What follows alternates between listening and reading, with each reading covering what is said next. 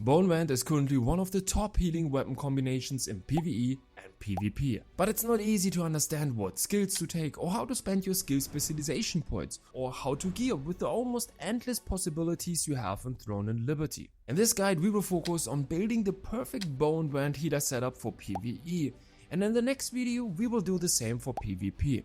So grab a snack, settle in and let's get started.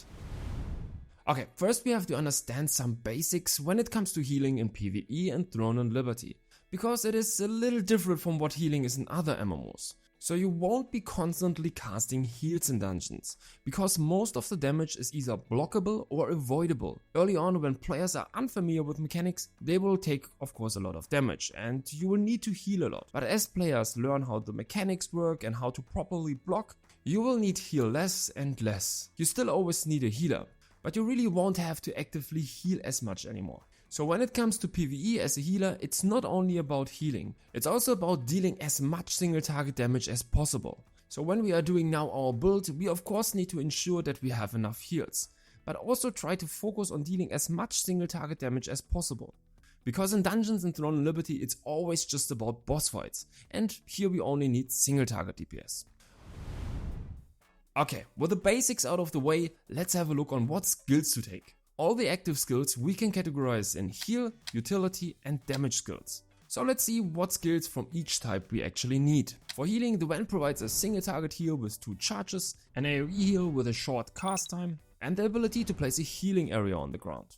The bow on the other hand has a single target HOT that can be stacked up multiple times, and additionally has a large AoE attack that deals quite a bit of damage and provides a HOT to all players hit by it. So what heal spells should we use here? We will actually only use the 3 from the Wand, the single target heal and the 2 AoE heals. These spells are more than sufficient for healing in any dungeon, so the bow heals are also nice, but we just don't need them. So we rather take some more damage spells with us. Okay, let's come to the utility spells. First starting here with the Wand. We have 2 shields. One gives us heavily increased defense and increases all the incoming healing for a short amount of time, and the second shield just allows us simply to block some damage. So both really nice spells and can be really good in certain situations, but most of the time they will be completely useless in PvE, so we won't take them. Then we have Time for Punishment, which is lowering the skill damage resistance from our enemy, which is incredibly strong because it amplifies not only our damage, but the damage from our whole party. So really strong spell here, which we always want to take. Curse Nightmare allows us to sleep our enemies, which is nice in PvP, but really useless in PvE. The last utility spell is Karmic Haze, which allows us to spread our curses to nearby targets. This could be, for example, combined with our sleep. Again, this can be really powerful in PvP, but it's really useless in PvE. Okay, now let's come to the utility spells from the bow. Here we also have a variety of different utility spells.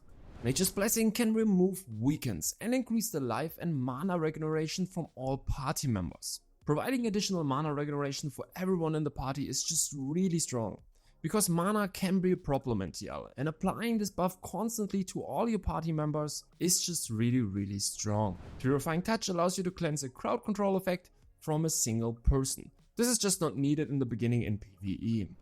Blitz allows us to reset one of our cooldowns to use the spell twice in a row. So for example, we could use Fountain Life, then reset the cooldown with Blitz and place even a second heal area. Really strong, but not needed in PvE. Then we have Deadly Marker. This spell allows us to mark enemies so that everyone who hits the marked enemy increases their critical hit chance and reduces their cooldowns. This is so incredibly strong in PvE, because again, we will not only amplify our damage, but the damage from the whole party. For sure something we always have to take. For utility spells, the bow just has 2 more CC spells. One can bind a single enemy, and the second one pulls all enemies close to each other. Nice spells, but CC is in most cases not really needed in PvE. Okay, let's come to the damage spells. For the Wand we have 3 more curse spells, which also have a really nice synergy. So we have 2 dots, one single target dot, which we can stack up to 3 times, and an AoE dot which comes with a short cast time. So just 2 simple dots, nothing too special. But now we have also the skill Curse Explosion, which allows us to deal all the remaining dot damage on a target instantly, which results in a huge burst. So usually burst is not so good in PvE, but we can do here some nice upgrades later on which make them really powerful also in PvE. So we will take all of those 3. Now we have 3 more slots, so let's see what the bow has to offer when it comes to damage spells. Decisive Sniping is a single target spell which needs to be channeled for a short time. It deals quite a bit of damage and also increases our crit damage, but it just takes too long to channel the spell, and there are just better alternatives. That's why we take the 3 other remaining damage spells from the bow here. Zephyr's Knock is a simple bow shot with a really low cooldown. Strafing is also a single target spell which shoots 4 projectiles up to 2 times. And then we have Brutal Arrow, which is just a simple ranged AoE attack. Sounds all not too special, but they are also getting a really nice synergy when we are doing our skill specialization. Okay, so that would be my active skills I would always take for every dungeon.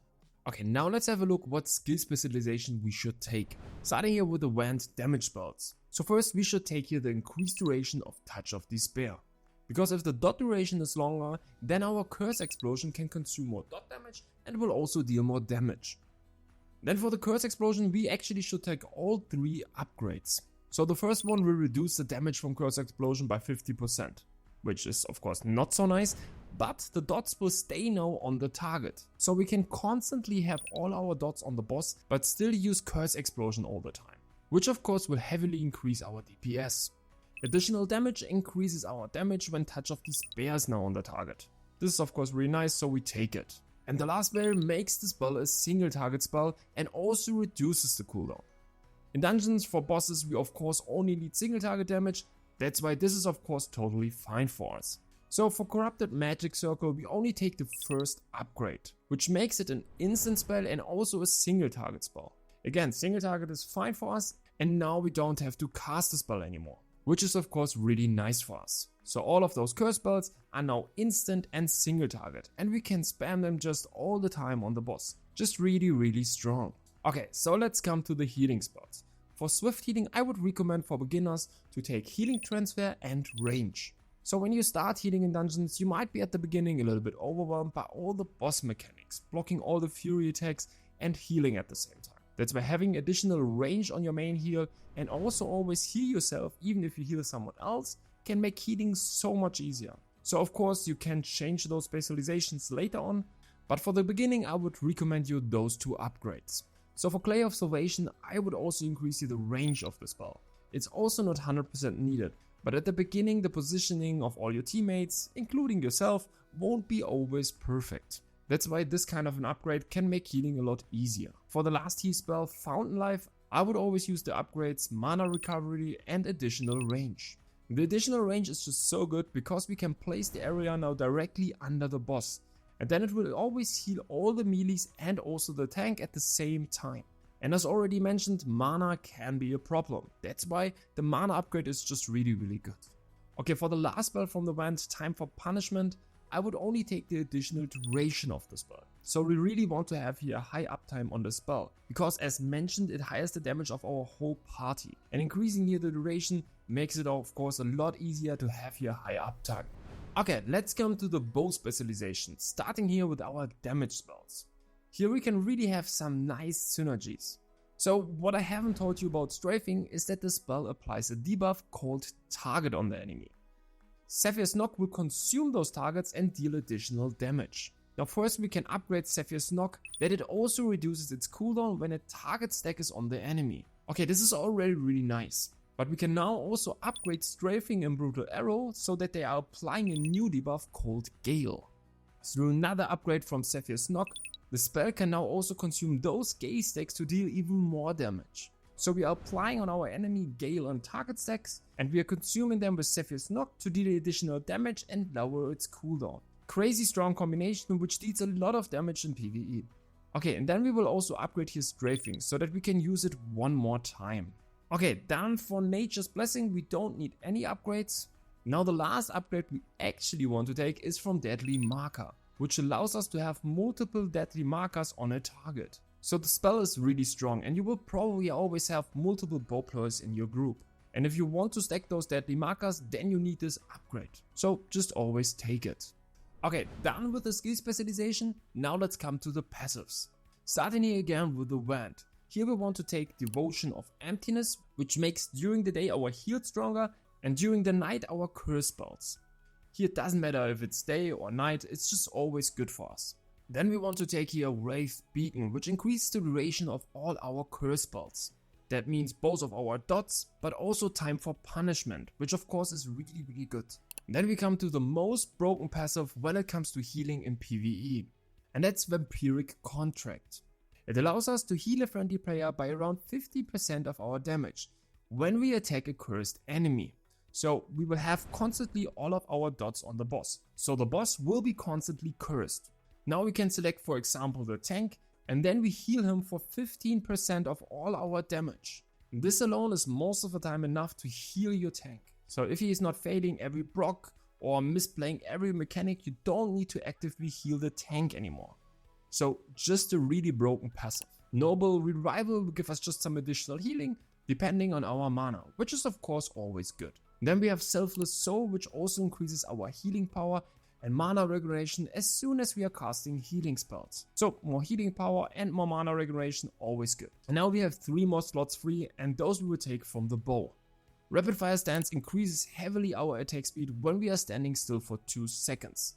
This of course we can really easy trigger in dungeons and will just give us a really good damage boost. Then we will take Sniper Sense, which will increase our crit chance and also our crit damage depending on how far we are away from our target. So the further you stay away from the boss, the more damage you will do.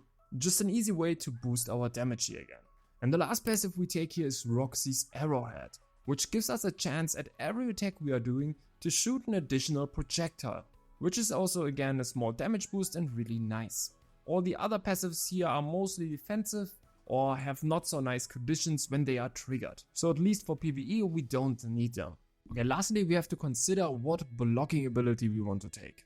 The Vines block reduces our curse cooldowns and can provide an additional heal with a stand block or additional damage with a roll block. The bow's stand block increases our crit chance and deals some extra damage. The roll block gives us an additional dash that guarantees a critical hit on our next ability. Since we don't need more healing and just want to maximize now our damage output, the bow's block is always the better choice here.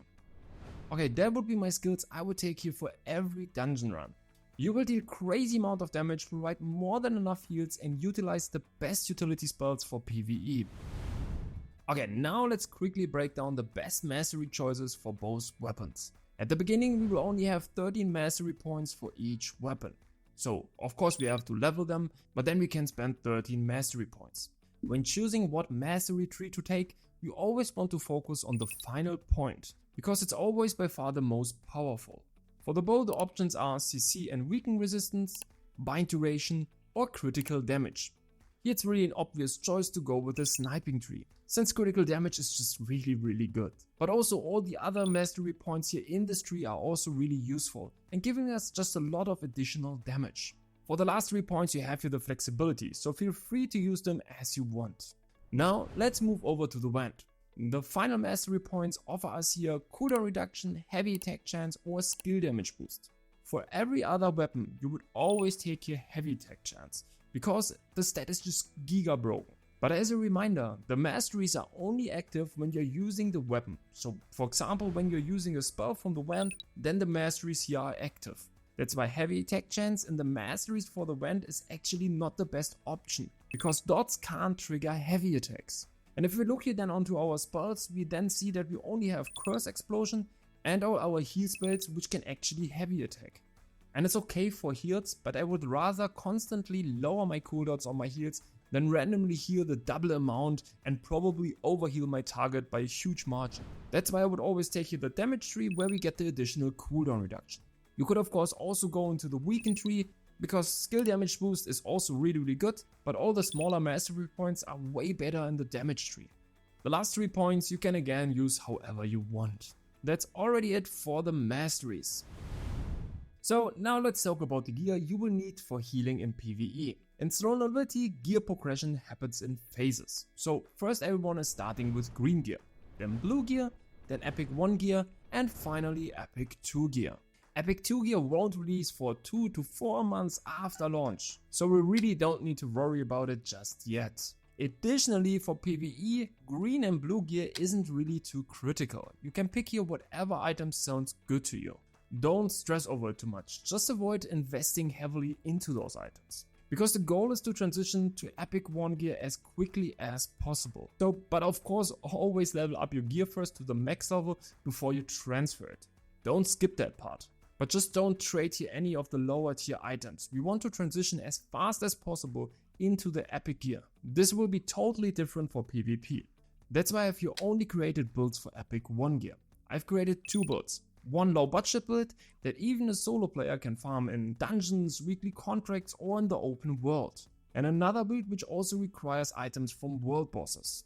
So here you will need for sure a guild to help you getting those items. If you want to know where a specific item drops, simply click on the item and then click View in Database button to see where the item is being dropped. Let's have a look onto the low budget gear. You will notice that most of the items have here high base stats. This is just because they are incredibly valuable in PvE. Base stats help you reach a certain thresholds that provide great bonus stats.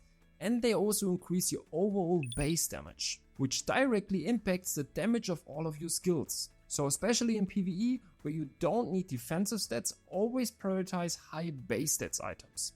And that's exactly what we did here. Okay, let's first have a look onto the weapons. Besides having good base stats, these also give critical hit chance, which is just really strong in PvE, and our build is lacking that currently. So that's already really good. For the bow, there's actually an alternative. And if you look onto the bow, it also looks really nice. It would give us additional 11% cooldown speed. But there are 2 reasons why the Carnix bow is better. First, we are getting dexterity instead of strength, which would not let us reach the 50 strength threshold. So we would lose 100 heavy attack chance. We could get the 50 dexterity one, but this one only gives us movement speed, which is of course not so good on PvE. And the second reason is the base damage. As mentioned, all your spells scale based off the base damage. So taking a weapon with a way lower base damage is in most cases not the play. So always keep that in mind when you are creating your builds. Okay, but for the Wand there is not really an alternative for PvE, but it also gives us just everything what we want. Okay, so for the armor we will use 2 pieces from the Transcendental set, which will give us 7.5% cooldown reduction. Additionally, the helmet will give us also 5% more cooldown reduction. This is just a really easy and cheap way to get a lot of cooldown reduction, which of course boosting our damage and also our healing output. Now you might wonder, why aren't we using the full 4-piece set for additional healing power? And the reason is simple. The extra healing power isn't worth it. We would just lose so much other stuff here, and it's also just not needed. For the chest we go for the best damage chest in PvE, which not only offers great base stats, but also increases our heavy attack chance, which is of course really good again. For the gloves I would recommend here going for these blue gloves. The Bloody Shadow gloves are just a really cheap way to get a lot of attack speed. So there are of course also similar epic gloves, which are really just slightly better, but they will be way harder to trade, because the attack speed trades for gloves will be really expensive early on. That's why I would highly suggest you go for a long time for these Bloody Shadow gloves. So the boots are just a filler piece, they are just easy to get and give a lot of base stats. And also for all the accessories there's really not much to say. I've chosen them mainly because they are easy to obtain and provide high base stats. Okay, now you might notice that I haven't selected here all the trades. And that's because it's just not necessary. So to be honest, you don't have to trade anything for tier 1 dungeons. But if you want to trade something, then you should boost only your damage and your heals. So start by trading your skill damage boost on your rings and your necklace. Then of course you can trade your weapons, and for the armor you can trade mana rank, max mana, buff duration and so on. But there's really no need to trade any defensive stats on your armor. Don't waste here your Lucent and save that for your tier 2 armor. Okay, but this build will make you a godlike healer in any dungeon. Of course you could increase your damage here slightly with my second build, but it's really just not needed. But the links to both of those builds are in the video description. Now let's move to the final part of the guide where we share some key tips for healing which can be especially valuable for beginners. First, take it easy when you start healing dungeons. Focus on keeping your team alive and playing the mechanics of the boss fights, especially blocking all the fury attacks. Don't worry if you don't deal a lot of damage, it's much better to focus on surviving at the beginning than to stress having a high uptime all the time. The second important tip is always to have the tank selected when you don't need to heal someone else. Remember, you heal a percentage of your damage to the person you have selected. Since the tank is constantly taking passive damage from the boss, Keeping him selected will help you a lot here. Third, make sure to stay in range of all of your teammates. Position yourself so you can heal everyone without needing to move. This way, if someone gets hit by a boss mechanic, you can quickly heal them up and don't have to run around, which can lead again to not noticing a fury tag or whatsoever. So if you smartly position yourself, can make things a lot easier. Next, don't worry too much about spell rotations, so you can optimize the start of your rotation, but the impact is really not that high, because most of the time you will always spam your abilities on cooldown. And this applies really to all of your damage spells, as well as Deadly Marker, Time for Punishment and Nature's Blessing. You can really just spam all your abilities constantly, except for your heal spells of course. Next is to rearrange your HUD, so you can more easily see all the life bars of your teammates and can more easily select all of them. This is of course really up to you, but for me this just really helps a lot. Additionally, what you can do is also show your life bar over your head. This is a setting not everyone likes, but of course that can also again help you a lot. Okay, that's everything you need to know when it comes to healing in PvE. So Bone Wand is just super fun in PvE, and it's also really good in PvP. That's why in the next video we will talk about how to build now in PvP. This of course changes completely everything for the skills, the gear and also the playstyle. Okay, if you have any further questions, feel free to ask me in the comment section. And if you liked the video, don't forget to like and subscribe, and see ya in the next one.